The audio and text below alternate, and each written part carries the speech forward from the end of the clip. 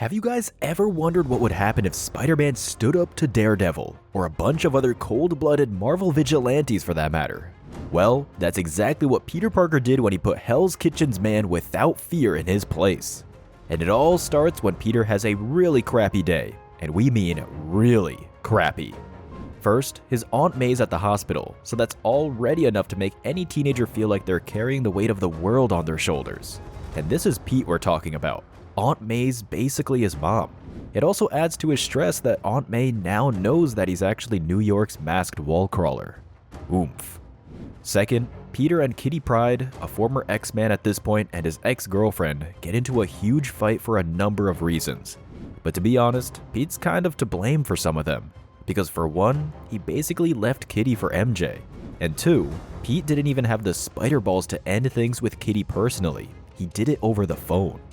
To make things worse, Pete found out that the reason Kitty got expelled from the Xavier School for Gifted Youngsters and the X-Men was because she tried to ask Professor X to use his telepathy on Aunt May and make the old lady forget Peter is indeed Spidey. And this happened after he broke up with her. Jeez. Kitty Pryde is hands down a ride or die kind of woman. But Peter, well, it's understandable he'd mess things up, given that he's still a teenager here. Then again, you can always trust good old Pete to have that classic Parker look, so this is all par for the course. Now, all of these lead us to that evening, as Peter watches Aunt May in her hospital bed.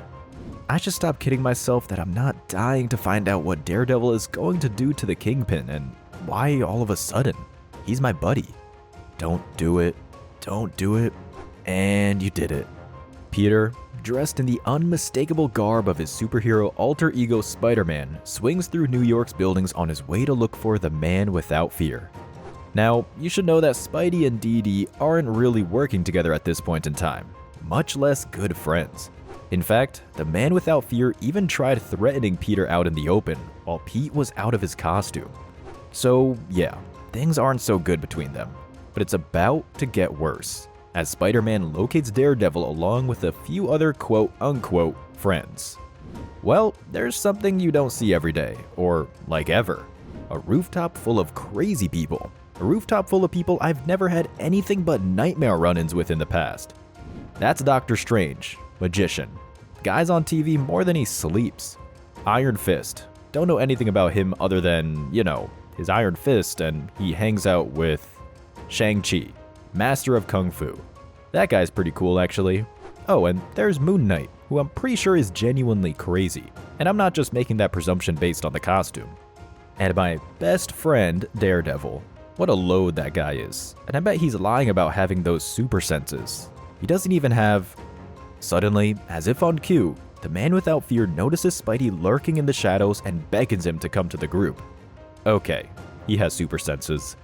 Peter drops in and, unsurprisingly, Moon Knight's the first guy to draw a weapon.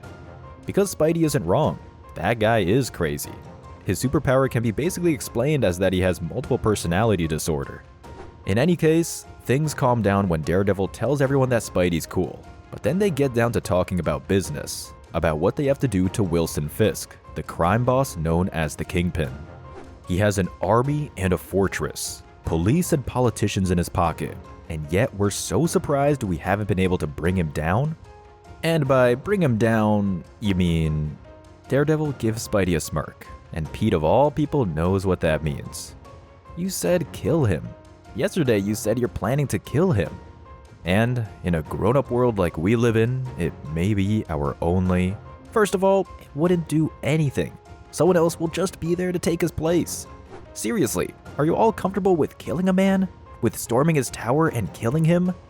Almost everyone except Doctor Strange agrees that they should take out Fisk, but only because the Sorcerer Supreme is just basically there to be along for the ride.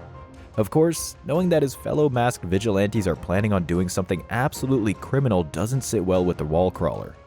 And this is where we see why Spidey is truly one of the greatest, purest superheroes not just in Marvel, but all of mainstream comics. Guys, we're supposed to represent something loftier. At this point, even Moon Knight is trying to start beef with Spider-Man, but the wall crawler isn't backing down. He tells him that he'll inform Nick Fury and S.H.I.E.L.D. if they go through with the plan. And this is where we see the web slinger at his most badass. even just right after threatening to snitch on his fellow masked vigilantes. If you want to bring him down, scare him out of town, or get the goods on him so the guy goes to fat jail forever, that I'm behind.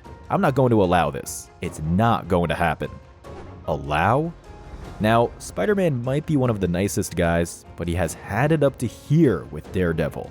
In Pete's mind, it's time to put this blind spandex-clad jerk in his place.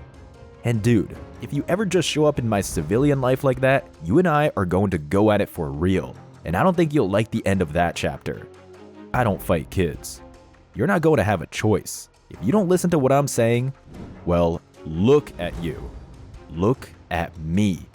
In the end, whether it's because Spider-Man stood up to Daredevil or some other reason, the rest of the group decide to go with another plan. Infiltrate Wilson Fisk's organization and dig up dirt on him that will put him away for a long time. Way to go, Wallcrawler. What did you think of Spidey putting Daredevil in his place? What do you think would happen if these two heroes went toe-to-toe on each other? Let's talk about it in the comments section below. And for more amazing pop culture content, don't forget to hit that subscribe button and ring that notification bell. We'll catch you next time, true believers, only here at KRTV Marvel.